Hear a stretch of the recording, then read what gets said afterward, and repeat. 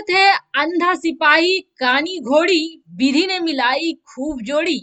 नेपाल की केपी ओली सरकार यही साबित हो रही है अभी चीन के लिए। अब नेपाल को लगने हाँ, लगा है चीन से डर। तो यहाँहरू वहीं सबैमा भारत को घेरने के चक्कर में सुस्वास्थ्य, सुख अब समृद्धि चारों र तरफ सफलता। से घिर गया है ड्रैगन। रूस ने नहीं मानी बात, और आखिर अरुणाचल प्रदेश को क्यों हड़पना चाहता है चीन?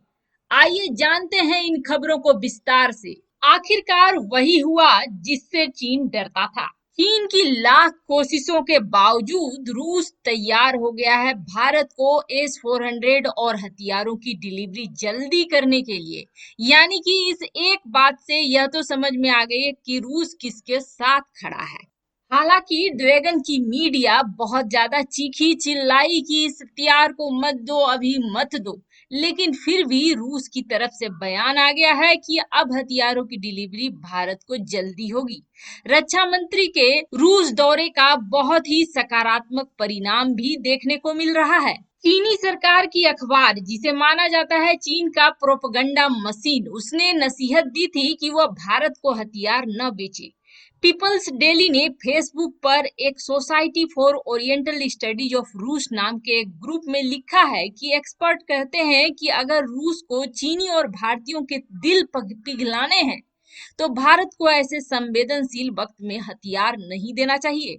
दोनों एशियाई ताकतें रूस की करीबी सहयोगी हैं। पीपल्स डेली ने लिखा कि लद्दाख में चीन के साथ जारी तनाव के बीच भारत जल्द से जल्द 30 फाइटर जेट खरीदना चाहता है, जिसमें मिग 29 और 12 सुखोई 30M के भी हैं शामिल। लेकिन रूस को यह नहीं देनी चाहिए।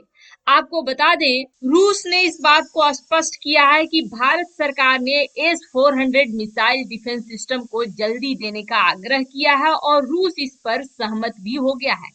भारत और रूस के बीच 2018 में दुनिया के सबसे advance air defence missile system S-400 की डील $5 अरब यानी कि 40,000 करोड़ रुपए में फाइनल हुई थी। भारत ने इसकी 5 यूनिट खरीदने की तैयारी करी थी। इसके अलावा भारत रूस से 31 फाइटर जेट खरीद रहा है। भारत ने T-90 टैंक के महत्वपूर्ण कलपुर्जों को लेकर भी रूस से बातचीत की है।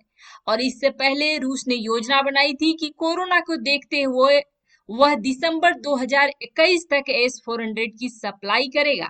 फरवरी महीने में रूस के उद्योग मंत्री डेनिस ने भारत के लिए S-400 बनाने की शुरुआत का ऐलान भी कर दिया था।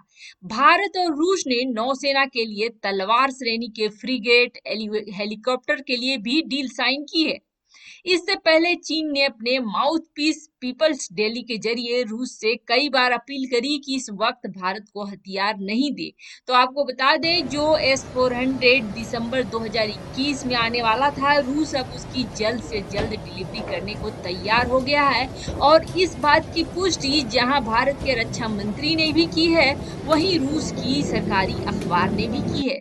दूसरी तरफ अब नेपाल को लगने लगा है चीन से डर, और खासकर ओली सरकार को तो नहीं लग रहा है, क्योंकि ओली सरकार वही कर रही है जो चीन चाहता है। लेकिन उसके विपक्ष को अब यह डर सताने लगा है और उसकी जनता को भी यह डर सताना चाहिए, अगर अभी तक सताया नहीं है तो।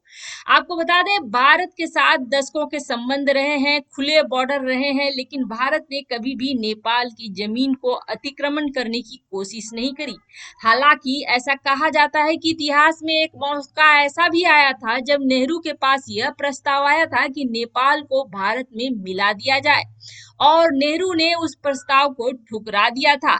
अब ये उन्होंने अच्छा किया था या बुरा किया था, इसमें कितनी सच्चाई है इसका कोई प्रूफ तो नहीं है, लेकिन सुब्रमण्यम स्वामी द्वारा यह बात उठाई गई थी कि नेपाल एक समय भारत में मिलना चाहता था। काश उस वक्त ऐसा हो जाता। हालांकि नहीं भी हुआ तो भारत ने कभी उसकी आजादी को छीनने की कोशिश नहीं करी। खुले बॉर्डर रहे, लोग आते रहे जाते रहे, व्यापार का रिश्ता रहा, बेटियों का रिश्ता रहा, शादी ब्याह हर चीज का रिश्ता रहा, लेकिन भारत ने कभी भी नेपाल पर दखल नहीं दिया है। लेकिन अब नेपाल जिस चीन के पीछे पीछे पिछलग्गू बनकर घूम रहा था और चीन जैसे जैसे समझा रहा था, अब वह खुद उससे ही डरने लगा है। और डरने की वजह यह है कि शायद उसके विपक्ष की आंखें खुलने लगी है। अब विपक्ष और जनता सीधे सीधे ओली सरकार से सवाल कर रही है। लद्दाख में भारत की जमीन पर जहां नजर गड़ा के बैठा है चीन, अब उसने नेपाल की जमीन पर कब्जा करना शुरू कर दिया है। नेपाल के मुताबिक 10 जगहों पर चीन ने कब्जा कर लिया है। यही नहीं, 33 हेक्टेयर की जमीन भी कब्जा कर लिया है। भारत के बातचीत के ऑफर के बाद भी विवादित नक्शा जारी करने वाली नेपाल की कम्युनिस्ट सरकार अपने आका चीन की इस नापाक हरकत पर चुप्पी साधे हुए है। वहीं अब नेपाल के विपक्ष को ड्रैगन का डर सताने लगा है। विपक्षी नेपाली कांग्रेस के उपाध्यक्ष और देश के पूर्व उप प्रधानमंत्री विमलेंद्र निधि ने आरोप लगाया है कि चीन जबरन नेपाल की जमीन पर कब्जा कर रहा है और उन्होंने केपी ओली सरकार से अपील भी की कि वह चीन के हिमालय और नेपाल गांव रुई पर कब्जा के खिलाफ कार्रवाई करे।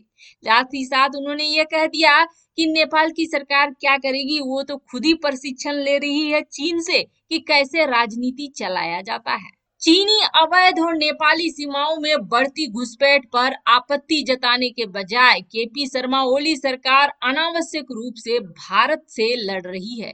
नए नक्शे के अलावा ओली सरकार गंडक बैराज में बांध की मरम्मत के काम में भी बाधा डाल रही है, जिससे कि मानसून के दौरान बिहार में बाढ़ का खतरा हो सकता है। अब आपको बता दें, इन सब बातों से तो साफ साफ दिख रहा है कि नेपाल की सरकार सिर्फ चीन के इशारे पर काम कर रही है, वहां की जनता के लिए बहुत बड़ा गड्ढा खोद रही है। तिब्बत के चीफ ने भी इस बात को समझा दिया था कि संभल जाओ, नहीं तो हमारे जैसा ही हाल होगा। लेकिन नेपाल की केपी ओली सरकार खासकर नहीं समझ रही है। चीन भारत को घेरने के लिए स्प्रिंग ऑफ पर्ल का इस्तेमाल कर रहा है, जो उसकी काफी सोची समझी पुरानी रणनीति है, जिसके तहत एक तरफ से नेपाल होगा, दूसरी तरफ से बांग्लादेश होगा, तीसरी तरफ से पाकिस्तान होगा और चौथी तरफ से श्रीलंका होगा।